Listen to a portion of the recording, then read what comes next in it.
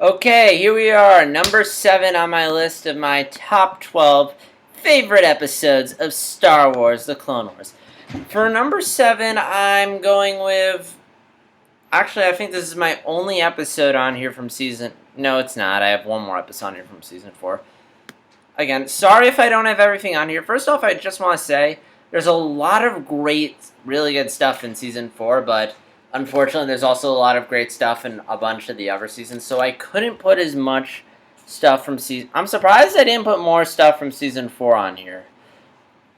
Because Umbara was great, the Obi-Wan arc was great, the Maul arc was great, but again, like, for reasons I'll explain, I didn't put the season 4 finale on here, but again, do an honorable mentions. But anyway, so the episode I picked from season 4 is A Friend in Need, which was a really good episode. I mean, first off, it's an Ahsoka episode, and the funny thing is, when Ahsoka was introduced, I was pretty much more or less in the same boat as everyone else. Like, I did not like her, I thought she was annoying, I was really skeptical about the idea of Anakin having a Padawan. I never imagined that, like, couple seasons down the road, that I would actually be really enjoying this character, think she's awesome, kicks ass, and I really need to even out my beard. But I digress. But yeah, that she's kicks so much ass, she's a really strong character, and I'd actually be really invested in her. But that's what this episode did. It's like, holy shit, Ahsoka's pretty cool. I really love how in earlier episodes she'd often like need Anakin to save her. She'd be like the snippy, or annoying, like, you know, her Sky Guy nickname for Anakin. But she really steps up here, she really takes initiative, and she's really badass. Like, her interactions with Lux, her interactions with the Mandalorians, she's just really tough and badass. And I love the part where the Mandalorians have her tied up, and then R2 hands her lightsabers from behind, and she just turns them on and just swings them around and frees herself and decapitates like 4 Mandalorians. It's like, holy shit. I never knew Ahsoka could be that badass.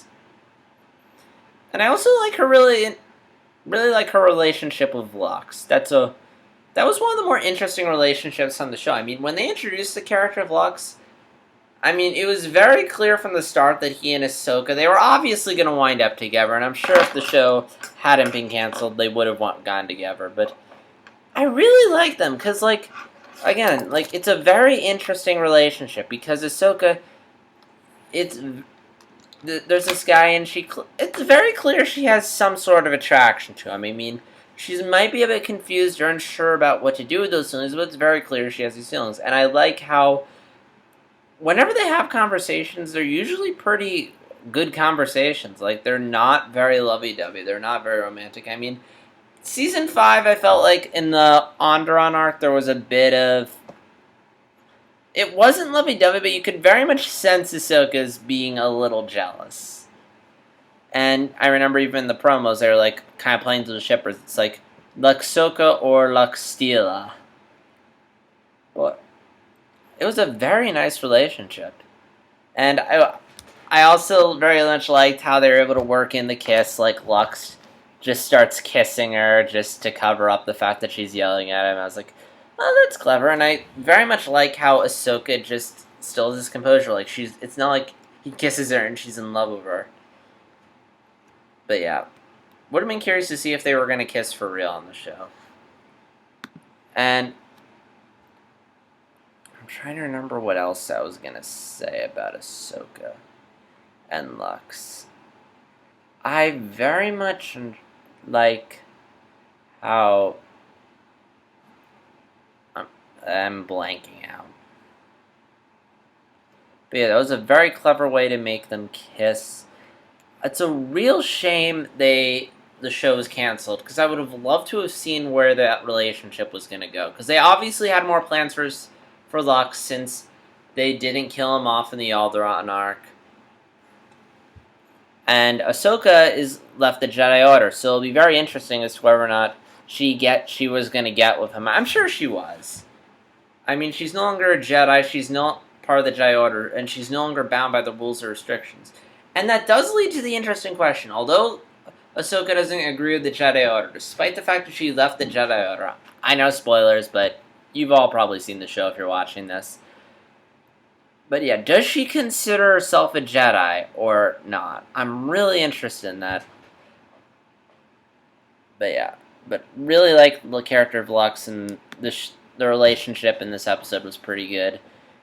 And again, like the concept of giving Ahsoka a love interest on paper sounds pretty cheesy and stupid, but but was executed really well, especially in this episode.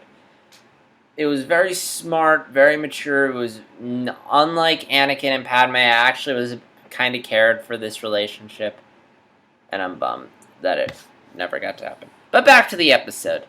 Deathwatch is in this episode, and they are so badass. They are brutal. They are cruel. The show does not dumb them down or make them seem less threatening for the sake of entertainment. They look great, and I mean, as someone who was really excited when I found out they were bringing Mandalorians onto the show, it was so cool to just see them done right, as opposed to Rebels, where it looks like Sabine is going to be really cartoony and dumbed down.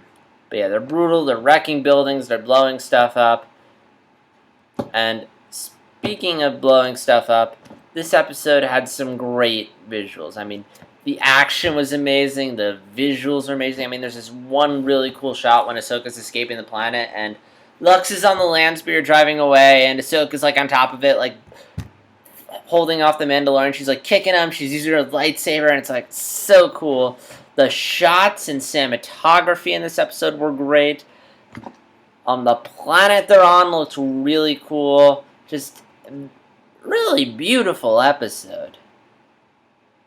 And again, like the biggest thing that bums me is the show was canceled, because I really would have loved to have seen what came out of this. Like, I mean, I won't talk much about Ahsoka and Lux. I already touched on that, because although I am really curious as to where that was going to go.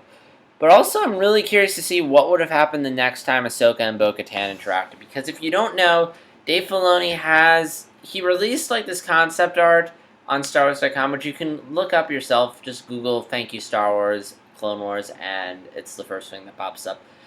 But he showed some concept art that revealed he had plans for probably Season 7. There was going to be an arc where Ahsoka and Bo-Katan were going to meet up. And I would have been really curious to see that, because here they're at odds with each other, but it seems like they're very much going to be working together. And I'm really bummed that we aren't going to get to see that. And yeah, that's all I have to say about A Friend in Need. It was a really great episode. It had great characters, great action, great visuals, everything. So please stay tuned for next time when I talk about an older episode of Clone Wars, but that's on this list for being the first awesome episode of the Clone Wars, and that really showed that the show could rise above being an average kid show and become something special. But until then, this is JStars360, and I'll see you guys later. So until then, may the Force be with you.